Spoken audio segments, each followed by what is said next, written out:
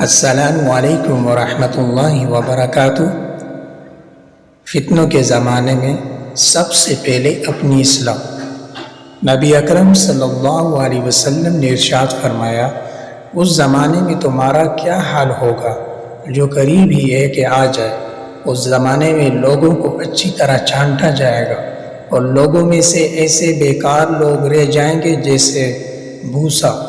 انہیں نہ عہد کا پاس ہوگا نہ ایمانتوں کا، اور وہ باہم اختلاف کر کے اس طرح گتم گتا ہو جائیں گے، یعنی آپس میں لڑیں گے۔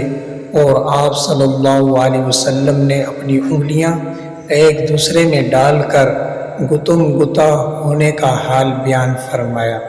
صحابہ کرام رضوان اللہ اجمعین نے عرض کیا، یا رسول اللہ صلی اللہ علیہ وسلم، جب ایسے ہو جائے تو ہم کیا کریں؟